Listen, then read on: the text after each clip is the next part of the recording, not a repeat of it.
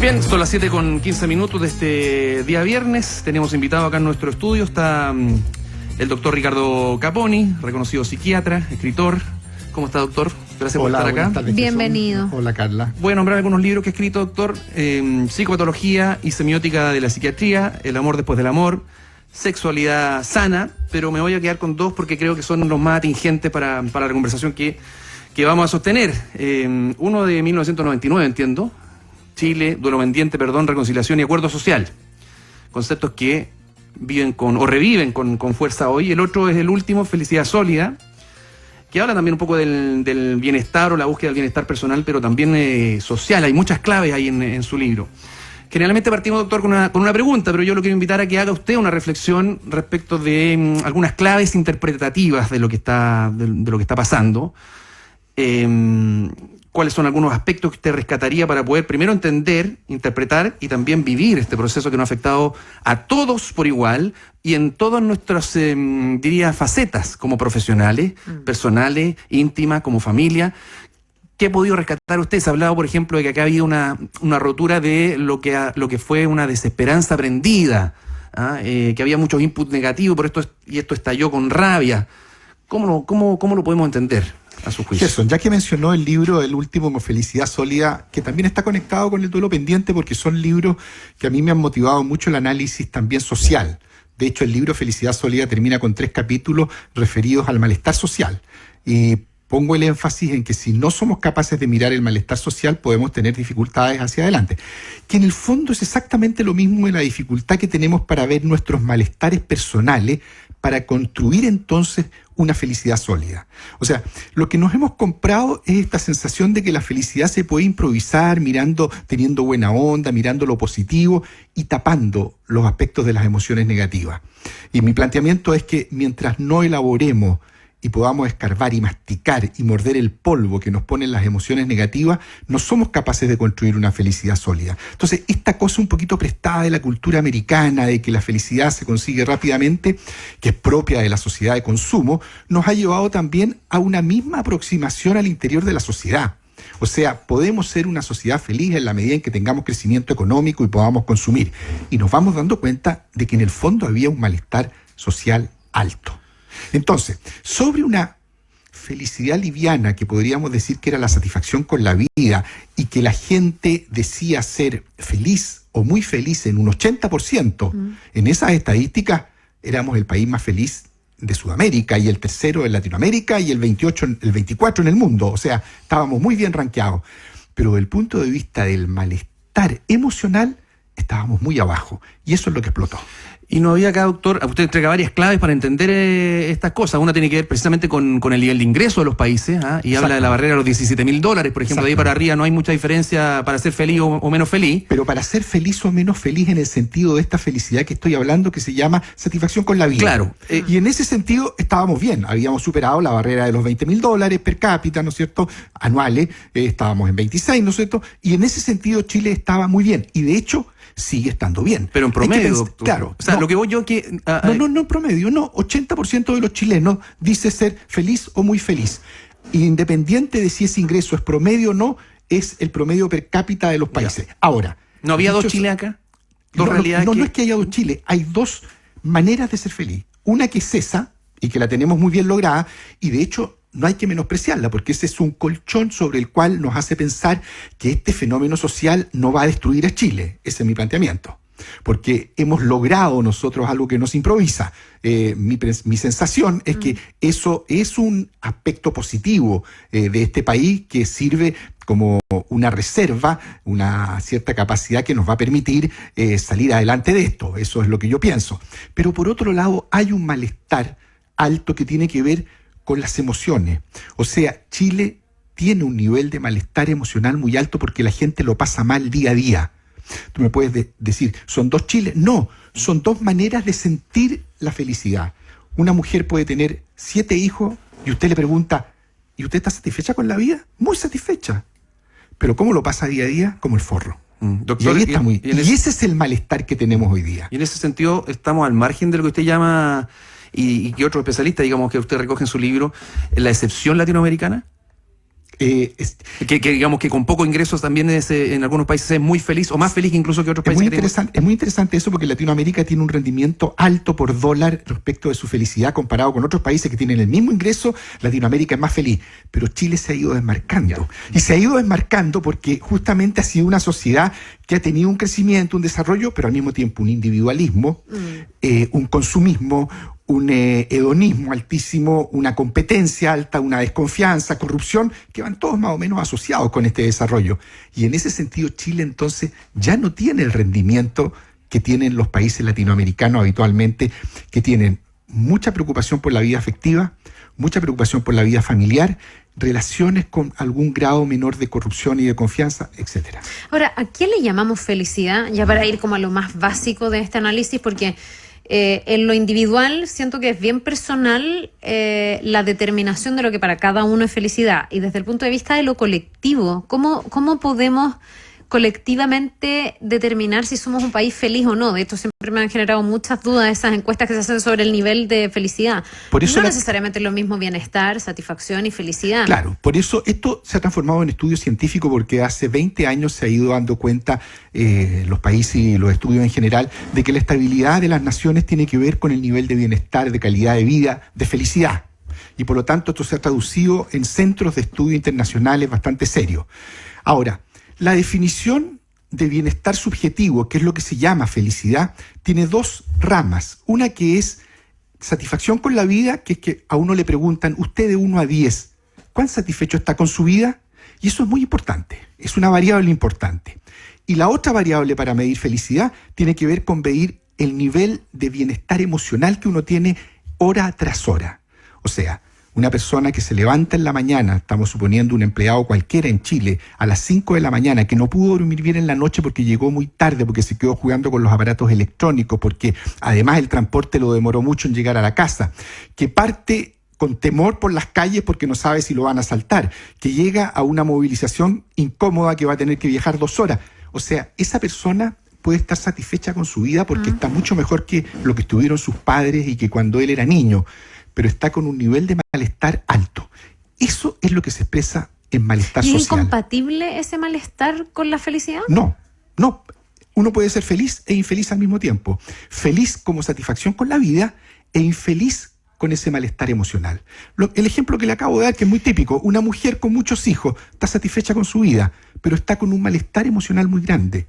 Está irritable, está mal genio porque no duerme bien en la noche, porque se levanta a cada rato, porque su marido no la apoya, porque tiene problemas económicos. Se fija, coexisten las dos cosas.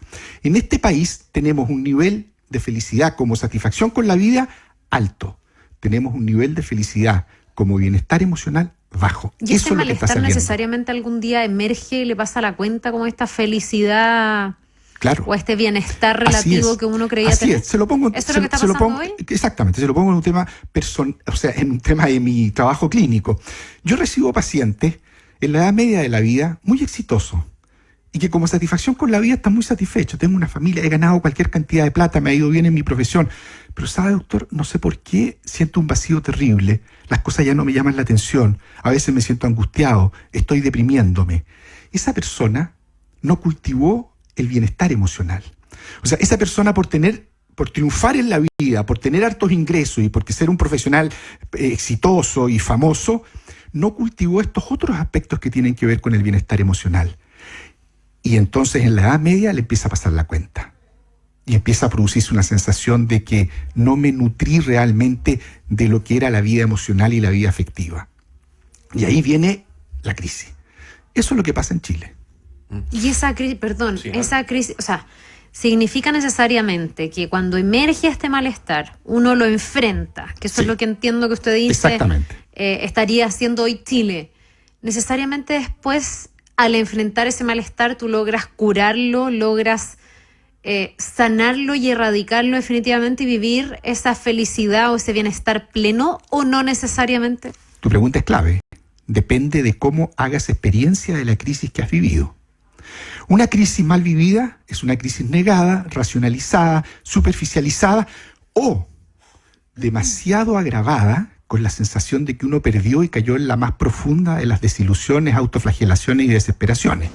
Una crisis bien elaborada, estoy pensando en Chile, bien diagnosticado el nivel de malestar social y pudiendo saber realmente cuáles son los elementos que nos van a permitir depurar este malestar social para construir una sociedad que esté mejor, vamos a estar mejor que el 18 de octubre. Chuta, pero ¿y qué va a depender si lo hacemos bien o mal? Porque en el fondo estamos hoy día en esa, inflexión, ¿no? Si me preguntas, Carla, ¿estaremos haciendo bien o no?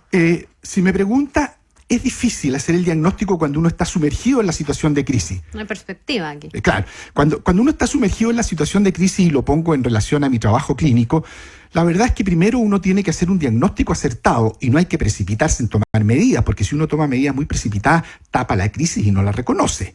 Si nosotros miramos del 18 de octubre a esta fecha, se han ido aclarando una serie de variables en relación a esta crisis. Una crisis compleja que toma distintos sectores de la sociedad, sectores que tienen distintas reacciones, donde el papel de la violencia, la delincuencia está jugando un papel muy importante, el malestar social y los grupos que protestan juegan otro papel, y la población que está un poco al margen de todo esto juega otro papel. En esta complejidad, un buen diagnóstico es fundamental, para que entonces los incumbentes y también las personas que participan de los movimientos y de esto puedan ir haciendo una experiencia que nos permita resolver la crisis. Ahora, si tú me preguntas así, al bulto, yo creo que esto no es un tema de inyectar puros ingresos. Yo creo que esto es un tema de poder mirar en qué estamos fallando como capital social en la sociedad. Y este es un tema también para las empresas, para las instituciones y las organizaciones. O sea, en la medida en que podamos mirar que este no es solo un tema de ingresos, aunque sea eso lo que la base y el malestar social expresa, y podamos enfrentar, porque además no podemos quebrar la caja, si esto, claro, sería fantástico que todos tuviéramos estupendos ingresos, pero la situación del país no da. ¿Por dónde vamos a tener que abordar? Son una serie de variables que tienen que ver más bien con el capital social, que es algo sobre lo que yo me extiendo en el libro que usted cita, que tú citas, nos tuteamos, ¿no es cierto? Que tú citas. Doctor, hay muchas cosas inéditas en este movimiento, en este estallido social.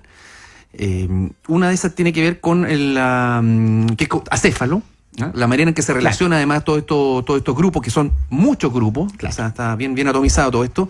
Y está por otro lado, quienes son los que tradicionalmente son llamados a resolver estas crisis, que son el presidente de la República, el Parlamento, en fin, que hoy día pasan por otra crisis además, que venía de manera preexistente y que hoy día se ve un poco agravada. O sea, el tema de la legitimidad para resolver esta crisis es una traba. ¿Cómo lo ve usted para salir de esto, digamos? Porque no veo otra manera de salir si no es por las vías más o menos tradicionales, independiente de lo que pase después con los partidos políticos, por ejemplo, que aquí se va a redibujar la geografía política, me imagino, algo va a pasar ahí, pero en este minuto, que es clave.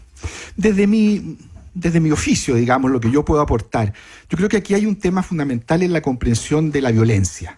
O sea, si la violencia, que es una forma de agresión, es una agresión movilizadora de la sociedad, o si con la violencia tenemos que tener una actitud de tolerancia cero. Y en ese sentido hay que tener mucha claridad respecto de que la violencia no puede ser movilizadora de la sociedad, especialmente de los grupos que tienen que mantener el orden y el control, me estoy refiriendo al gobierno. Pero además es importante que sobre esto exista claridad en el resto de la población, porque si no se produce una cierta colusión del resto de la sociedad con la violencia, y eso la potencia. Ahora, si miramos lo que ha pasado desde el 18 de octubre a esta parte, la verdad es que se han ido retirando los grupos de manifestantes que de alguna manera apoyaban la violencia como modalidad de cambio. Sin embargo, todavía hay un 25-27% en las encuestas de CADEM que siguen apoyando la violencia como forma de movilización. Y además que se han ido retirando físicamente, doctor, pero todo esto viene, y que es lo que a mí me ha generado dudas desde el comienzo, movilizado, no sé si por la violencia, en algunos casos sí, aquellos que tiran piedras, que queman, que saquean, pero vienen movilizados por la rabia. Yo no sé si la rabia desde el punto de vista de las emociones... ¿Cómo se desactiva la rabia? Es una buena forma de movilizar los cambios sociales. ¿Sabes qué pasa? Que la rabia, tenemos que definir los conceptos, la agresión es una excelente emoción para movilizar la vida psíquica. La agresión. O sea, la agresión en todas las relaciones, incluso en las relaciones íntimas, la agresión juega un papel fundamental en la relación de pareja, porque la agresión tiene que estar puesta a servicio de la defensa, porque en la intimidad se produce mucha frustración. el otro nunca gratifica todas las expectativas que tengo del otro, porque además en las relaciones íntimas las expectativas son altas. Yo quiero que mi mujer sea como mami, me atienda como mami, son cosas infantiles que no va a poder cumplir. Y así la relación genera frustraciones, esa frustración genera rabia, y esa rabia genera ira, y esa ira incluso puede generar odio. La capacidad que tenga la pareja de poder depurarse de esa agresión es lo que hace que brote el amor. Una pareja, más que cultivar el amor, tiene que depurarse del odio. Por lo tanto, la agresión moviliza, la agresión está puesta al servicio de decirle al otro, esto no me gusta, esto no lo puedes hacer, no me pases a llevar. Tú sabes que tú te encuentras con dos personas que se ponen a conversar. A los 20 minutos tú te das cuenta de que hay uno que está tratando de dominar o someter al otro.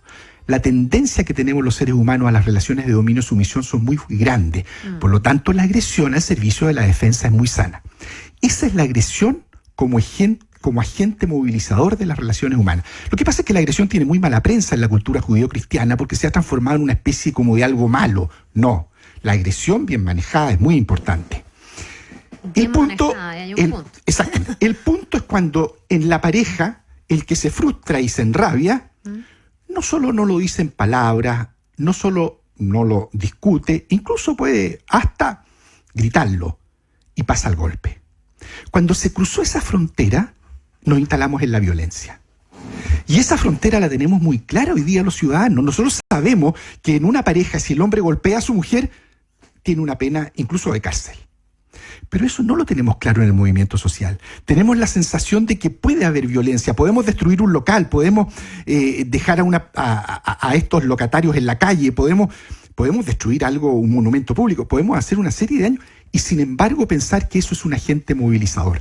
Detrás de eso, a mi juicio, hay un concepto que usamos nosotros desde el punto de vista psicológico, hay una perversión, porque hay un malentendido al pensar que la violencia puede ser movilizadora de la sociedad. Es como pensar que la violencia puede ser movilizadora en una relación de pareja. Es como un hombre que dice, mira, mi mujer no cambia, cada vez que yo le digo las cosas y converso con ella, pero cuando le pego un cachuchazo, se empieza a portar bien. Ahí estamos en la perversión. Y yo me imagino que eso se alimenta más si es que aparentemente esa violencia empieza a dar ciertos frutos y ciertos resultados, porque hoy día hay muchos que dicen, bueno, antes no se podía, ahora se puede. Entonces a lo mejor el método violento, yo a esto le tengo terror a lo que estoy diciendo y lo vengo diciendo desde el día 1, a lo mejor la violencia ha servido para que aquellos que gobiernan abran la billetera y demás. El tema es también, me imagino yo, que si el método es la violencia, está en el nivel de fragilidad, que puede ser que todo lo que aparentemente tú estás consiguiendo en algún momento básicamente se destruya porque termines con un desenlace peor al de la violencia misma. No sé si me explico. Totalmente. Tú estás explicando justamente la esencia de la perversión. Porque la esencia de la perversión es que te envuelve una situación que es mala en papel celofán y te hace parecer como si fuera buena. Y lo que pasa es que la agresión va coaptando lo amoroso. Y finalmente, este movimiento, por ejemplo, que podía tener muy buenos objetivos, era un movimiento de protesta, estoy hablando del movimiento de protesta, no el movimiento violento, el que se sumó, el que empezó a las demandas del 1.200.000 personas, que es toda una demanda donde hay una protesta con una agresión amorosa, diría yo incluso. Mira lo que estoy diciendo, porque es considerada, porque en el fondo está diciendo, mira, esto es lo que a mí me pasa, lo está comunicando para que por favor me lo arreglen. Todo eso tiene un nivel de agresión, pero vinculado al amor. El problema de lo perverso es que lo agresivo empieza a coaptar lo amoroso, lo aplasta y lo destruye. Es como el Don Juan. El Don Juan es un perverso, pero él se presenta amoroso. Es tan amoroso que cautiva a la mujer. Y la mujer se entrega. ¿Pero para qué quiere ese cuerpo? El cuerpo lo quiere para conquistarlo, poseerlo y triunfar sobre ella. Y finalmente, lo que era amoroso se transforma en algo totalmente destructivo. Y detrás de ese acto no hay amor. Detrás de ese acto lo que hay es destrucción, sometimiento, sensación de triunfo. Entonces, ahí está el elemento perverso. Sí, pero cuando algo parte hacia hay punto de retorno, o sea, ¿cómo tú pasas de esta rabia movilizadora que se convierte en algo agresivo, que empieza a desplazar en el fondo a aquellos que creen en una causa legítima de valores profundos de la sociedad, como el querer ser menos individualista, el querer ser menos consumista? Claro. ¿Cómo vuelves o cortas una tendencia que, mirado desde el punto en el que estamos, pareciera ir creciendo como una espiral. Porque lo que partió de la quema del metro, que es lo que siempre a mí me ha hecho mucho ruido, porque creo que es tremendamente violento, en algún momento entra como una especie de ilusión de este carnaval como amoroso, digamos, del legítimo movimiento demanda, social, claro, que efectivamente quiere respuestas, pero que no quiere violencia. Pero al final se termina, si uno ve las noticias todos estos días, imponiendo la violencia, ejercida por muchos menos. Exacto. Pero con mucha más representación, o sea, con mucho más ruido. Entonces, La violencia es más protagonista siempre. Me pregunto si hay es que punto de retorno. ¿Sabes por qué tienes esa percepción? Porque ese grupo de violencia es un grupo de violencia tanática, muy destructiva, que no tiene procesamiento cortical. Esa es una violencia de descarga que tiene incluso un elemento adictivo, porque cuando se produce una descarga en el sistema nervioso central placentera de que yo destruyo, domino, rompo, me siento potente, estoy en primera fila, además me llaman héroe y estoy siendo una persona protagonista, tú vas teniendo un placer del que después cuesta mucho renunciar. Entonces, ahí funciona el ego también. Evidente, por supuesto, el ego, el narcisismo. Entonces tú te preguntas, ¿y cómo vamos a parar eso? Tolerancia cero. Aquí es donde viene un elemento que hay que tener mucha claridad, y es que solamente esto se para con una fuerza proporcional. O sea, aquí no hay posibilidad de contención, no hay posibilidad de diálogo, no hay posibilidad de elaboración. Esto solamente se para con una fuerza proporcional a la que se está ejerciendo, porque esas personas, por decirlo de una manera, están decorticadas. O sea, no están procesando. Que es distinta a la manifestación, como tú describes, de la agresión de protesta por demandas que están en la corteza de las personas. Están diciendo, yo lo estoy pasando mal, quiero que me resuelvan esto, lo otro. Pero detrás de eso lo que hay es una demanda amorosa, con protesta, pero en el fondo no está en esta condición que es muy amenazante. Doctor, ¿pero le puedo decir algo? Ay, sí. Gerson, me interrumpe. Yo estoy observando. No, lo que pasa es que yo igual me pregunto si es que eso no es un espejismo, ¿eh? Lo de la manifestación amorosa, en buenos términos, esto del encuentro en la calle, el querer como encontrarse con el otro porque nos sentimos todos individualistas, porque me he preguntado todos estos días, más allá de la violencia de los saqueadores, de los que tiran piedra, mucha gente que estaba marginada y que hoy día siente que le ha dado un sentido a su vida y a su lucha y se sienten verdaderos héroes de la patria.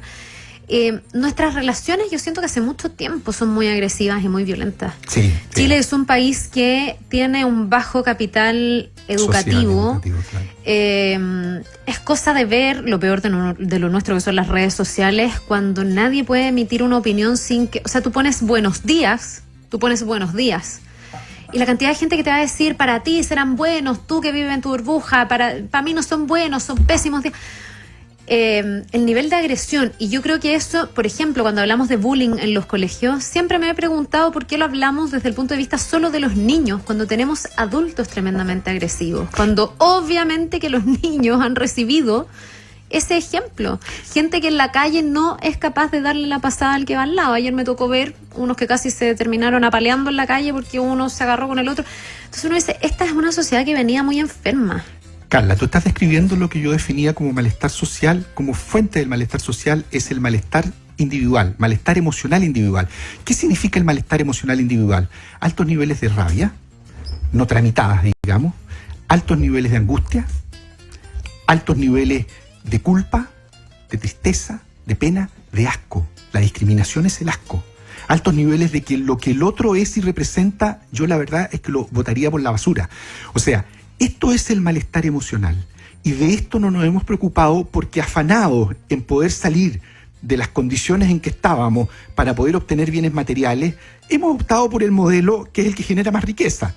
Pero este modelo que genera riqueza incuba su propia autodestrucción, su propio problema, que es que el consumo genera un hábito adictivo. Y yo cada vez quiero más cosas y dosis mayores de cosas y cada vez más sofisticadas. Y eso va generando una despreocupación por las relaciones afectivas. A eso me refería con que Chile se ha desmarcado del resto de países de Latinoamérica en este sentido. Y por lo tanto disminuye la calidad de mis relaciones afectivas y aumenta mi malestar emocional.